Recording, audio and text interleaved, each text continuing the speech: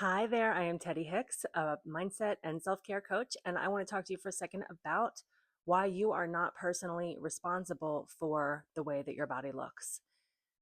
You see all the content creators holding their little fuzzy microphones in their hands, don't you? I'm doing it now. Do I look awesome? I'm just really sweaty because I just got back from a walk and I didn't want to get my microphone sweaty. I was thinking this morning about something that happened at least 20 years ago.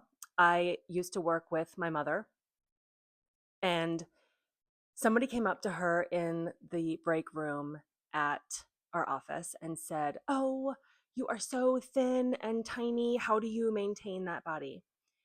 And I think my mom was kind of taken aback, and she just kind of was like, "Oh, well, I live an active lifestyle and I am careful about what I eat and, whatever." But that interaction sunk into my psyche so deeply because it was very confronting for me because first of all, I look nothing like my literally nothing like my mother. Like people see us side by side and they're like, What happened here?" I look exactly like my father and my father's entire side of the family, same body type, same skin tone, the whole deal. My mom is small and olive skinned and has always been very thin, has a very small frame, is short, the whole deal. So that interaction has kind of like percolated in my brain for a long time, right? And I think now it's one of those things where I didn't have the opportunity to respond in a way that I'd like to respond now. So I find myself like rehearsing a script of what I would love to say and explain to the people that were involved in that interaction based on the information that I have now as an older adult and having gone through so much of this body image work and done this work myself, which is that we are not personally responsible for our body types. And this is such a pervasive idea in our culture today that you can control the way you look if you just did it right. If you just found the solution, if you just tried hard enough, if you just had enough willpower, you could look however you choose to look. And that is a fallacy. Like on the surface, you might be like, yeah, of course, I know that, but not really. Because there is so much noise out there about how if you just do it right, you can accomplish whatever you want to accomplish.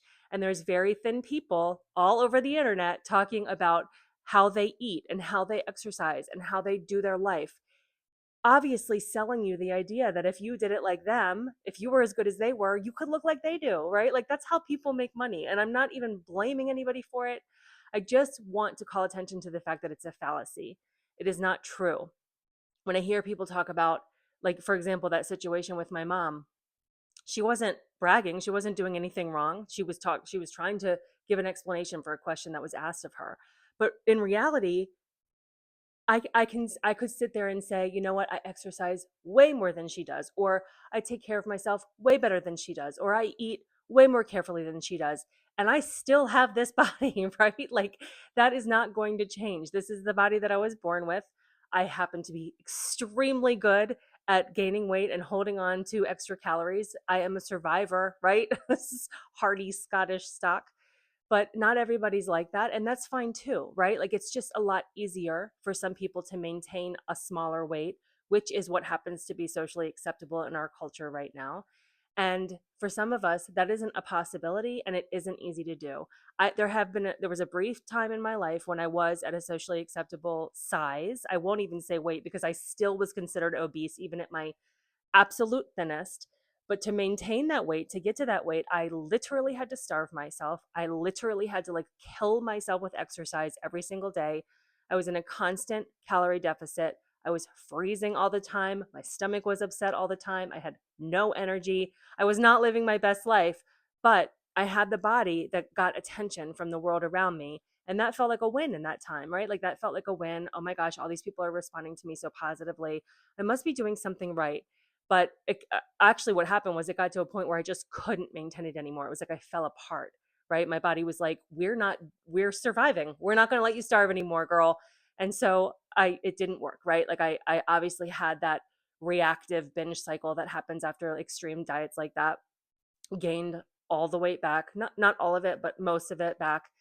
Obviously now I've screwed up my metabolism as a result of that. It's much easier for me to gain weight. I'm for a long time was much more obsessed with food, preoccupied with food, thought about it all the time. I went through many, many years of recovering from that experience because it wasn't natural for me to be in that thin of a body.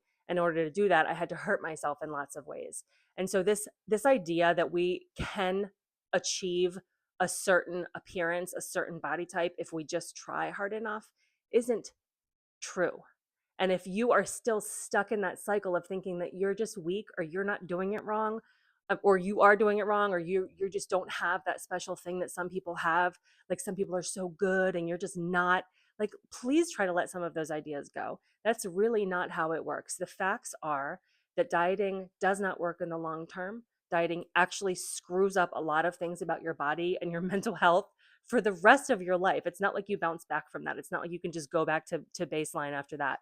Those things stick with you for the rest of your life. In fact, I just saw a post this morning by some dude that I've never heard of before, but he was talking about The Biggest Loser, that show, and how when they go back and they look at the contestants from that show who have been forced to do these extreme weight loss measures that are not healthy by any standard, by the way. That's why they have doctors on call, because that is so taxing on your system to eat so little and exercise so much for, in such an intense period of time. Almost all 100% of the contestants have gained back even more than they lost on the show, have long-term and permanent health problems, are really preoccupied with food, have developed eating disorders, like the whole thing.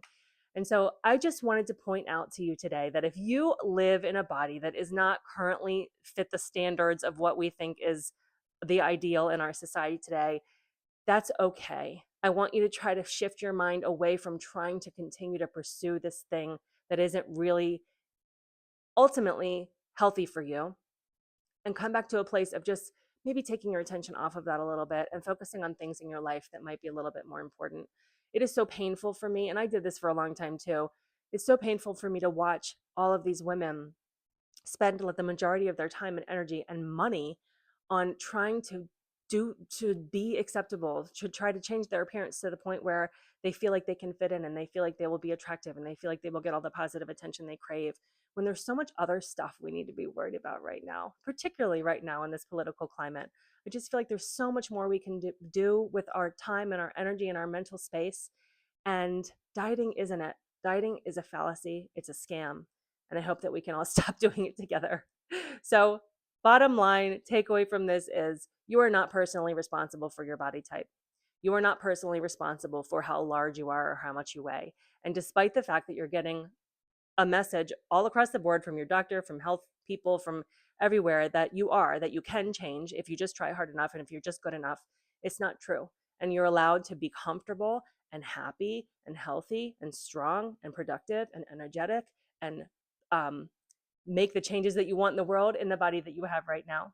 You can make changes to feel better. You can make changes to improve your health, but you might not necessarily be able to change how big you are or how much you weigh or how you look.